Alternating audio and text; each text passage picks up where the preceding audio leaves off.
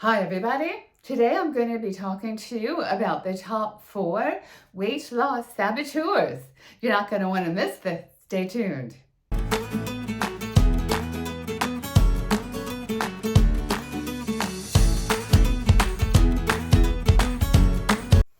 The number 1 weight loss saboteur we're going to talk about today are the food pushers.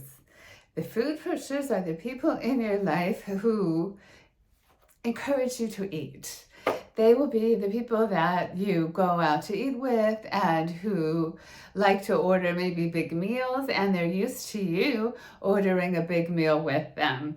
So if you decided to change your diet, if you decided to lose weight and you go out with this person you've always gone out to eat with, you always get the big plate of fettuccine alfredo to split, let's say, plus appetizers and all of that. And this time you just want to get a bowl of minestrone soup. Just get the minestrone and not share anything with anyone. But this person that you've always shared things with is not going to like that. Okay, so it isn't that they want you to be heavy. It isn't that they don't want you to reach your goal weight. It isn't that they don't love you. It's simply that they don't like change. Okay, and they don't want to be alone eating this big fatty meal when you're having a soup. It makes them feel uncomfortable. And so that is the kind of situation where you might encounter someone becoming a food pusher that you didn't know was a food pusher before. When they say something to you like, is that all you're gonna have? Well, are you sure you don't want to split the fettuccine like we always do? Or how about just this one time? Because, you've been so good, or you've lost so much weight already, or, a lot of different excuses or reasons why you really shouldn't change and just order soup. So food pushers, they come in many different disguises. Another version of the food pusher is the relative who expresses concern about your health. I had this for many, many years when I became a vegetarian when I was a teen, and I had a particular relative every year tell me of horror stories about people that became vegetarians and they, I don't know, turned purple. They didn't have enough protein, so their bones crumbled in their body. Just silly, ridiculous horror stories about being vegetarian and how horrible that is. So she would always push turkey at Thanksgiving and various meats into my face, which of course I wasn't going to have. But okay, so a food pusher who might present as being concerned for your health, but they really just don't like change. That's really the bottom line there. So food pushers can be in your life at work, they can be friends, they can be family, they can be people pushing a sample at a market or a shop or something like that. Girl Scouts. Yeah. Anyway, okay, so food pusher saboteurs and how to deal with them is coming up next. So what's the best way to deal with somebody who is pushing food at you, who wants you to eat something that you would rather not eat, that is off your plan, or that is just not something you want? The best way to deal with any of these people is simply to say no, thank you. That's it. And if they want to get into it, well, why not? Simply say, I've decided to change things for my health. So this is what I'm going to do. Well, but what about all the people that turn purple when they stopped eating meat? Well, that's really unfortunate for the purple people. I mean, go with them. All right. But hold your ground and just make it very clear to them that even if you turn purple, you're not going to eat meat. And eventually, these food pushers in your life will get it and they will stop pushing. It may take years. In the case of the vegetarian food pusher, it was years and years and years before she finally realized that A, I wasn't turning purple, and B, it was a pretty healthy way to eat. So she left me alone. But so all right, so that's weight loss saboteur number 1, the food pusher. We're coming up to weight loss saboteur number 2. Stay tuned for that. Weight loss saboteur number 2 is surprise food. Surprise food. So what am I talking about when I say surprise food? What I'm talking about is, let's say you go to Starbucks and you're going there for a black coffee and nothing else.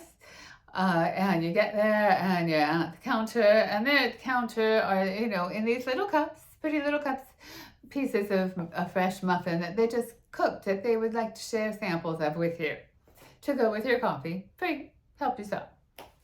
Surprise food. So, okay, so how are you going to deal with that? All right, now surprise food can turn up all over the place in your life. All right, samples in the market, food at work.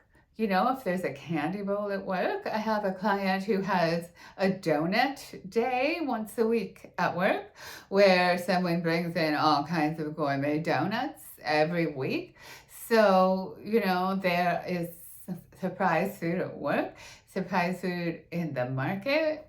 They like to put a lot of the tempting impulse foods on the end aisles or at the register where, surprise cookies or something like that might enter your cart. Okay, so impulse food, surprise food, food you weren't expecting that shows up. Somebody comes to your house you weren't expecting. Someone brings something over that, I don't know, was a gift or something, and there you have food in your house that you weren't expecting to have, but there it is, surprise food. So surprise food can really be a weight loss saboteur because it catches you off guard and it can be exceedingly seductive. So let's talk about the case of the Starbucks sample, shall we?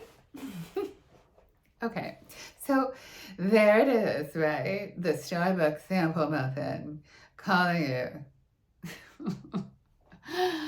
It's small. How many calories in that little thing? What, like 50 calories? Oh, 50 calories is nothing. It's got some kind of crumbly thing on there. It's warm. Oh, look, other people are enjoying it. How bad could it be? So if you do decide to go for it, and no big deal if you do, so you count 50 calories, that's it, no biggie. Okay, however, it could set you off. It could totally set you off. If you haven't had sugar in a while, if you haven't had a really tasty sweet in a while, those kinds of treats will have fat, salt, and sugar combined in one. And they can just make your taste buds and your brain light up and everything go a little wild and set you off to where, oh, wow, that was so good, I should just get one. That's what they want, right? That's why they're giving you the sample, so you'll buy the whole muffin, okay? So you really have to weigh the situation when it comes to surprise food. Is it worth it? Is it going to set me off? Am I going to want a whole donut if I take a half a donut? Am I going to grab more candy from that candy bowl if I open up that possibility of even taking one? So with surprise food, it's a good idea sometimes to just have a line in the sand to say, you know what, that's not on my plan. I wasn't expecting it. I didn't plan for it. I don't really need or want it. So just say no. Weight loss saboteur number 3 is an idea. So it's not a surprise food or something like that. It's more an idea. And that idea is that I'll start tomorrow, or I'll start Monday, or it's a long list. It's a holiday. It's my birthday. I'm on vacation. It's Saturday, it's Sunday, it's 3 o'clock. Okay. Weight loss saboteur is the idea that you don't have to do the weight work right now and that it's okay not to. It's permission to not do the behavior that you really want to do because it's easier to just eat the cake or whatever it is that you're allowing yourself to do. Okay, so that is a huge weight loss saboteur because let's just say it's Friday, okay, and you decide to say something to yourself like, this is a very special weekend. It's, the first weekend in October, which that's very special, even if it's not. Anyway, yeah, very special weekend. So in honor of this very special weekend, I think it would make sense to celebrate. And, celebrate what better way than to just eat whatever I want for a few days and just forget about the weight work and just go off and then start Monday again. Go back Monday. All right. That idea is a weight loss saboteur. And here's the thing. If you added up all of the weekends, birthdays, holidays, vacations in a year, it's a third of the year. It's an entire third of the year. So let's just say you keep giving yourself permission to go off track for every weekend, holiday, birthday, a broken nail.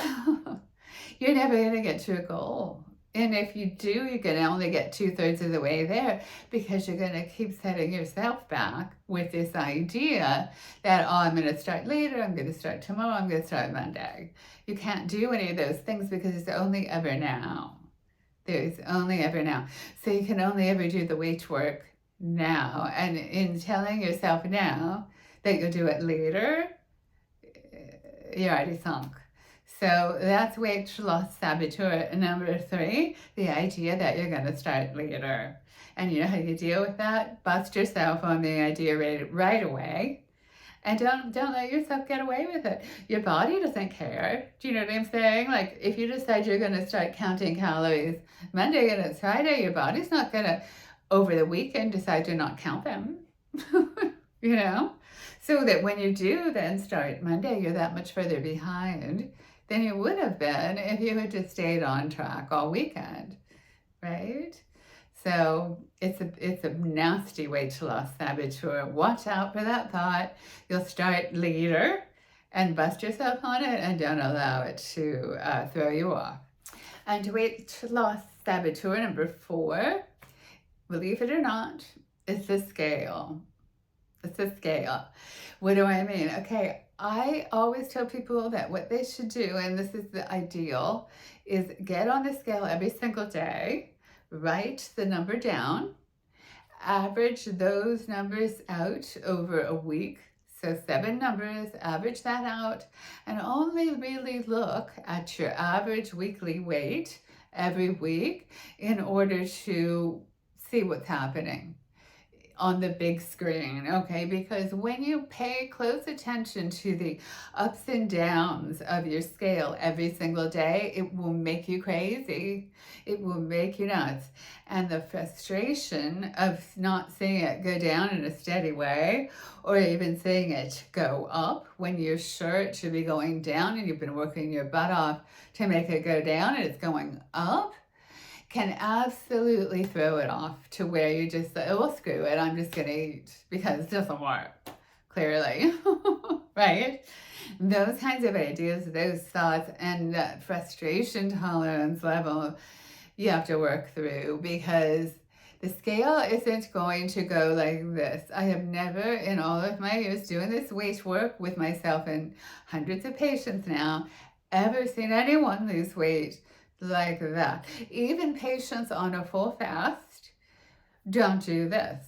They'll go, good down for a bit, but then up, they're like this, okay? And then what you see over time, though, if you were to graph it, is a steady line down.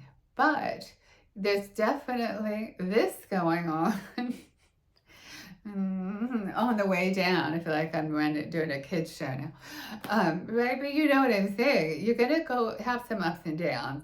And so the weight loss saboteur that the scale presents is getting very psychologically attached to the numbers and allowing a slight up to completely throw you off. The same way you can't really allow a down to make you that happy because sometimes there are false downs as well, which is why it's most important to look at the weekly weight, because that is a much truer picture of what you weigh overall than the ups and downs of your daily weight. So weight loss saboteur number 4, the scale, really can be your friend if you know how to handle it right. So that's it for today. Those are our 4 weight loss saboteurs we're going to cover. There are many, many more, and I'll be making more videos about that coming up. So if this resonated with you at all, if you liked it, please, thumbs up and subscribe. And I look forward to seeing you next time. Good luck on your weight loss journey.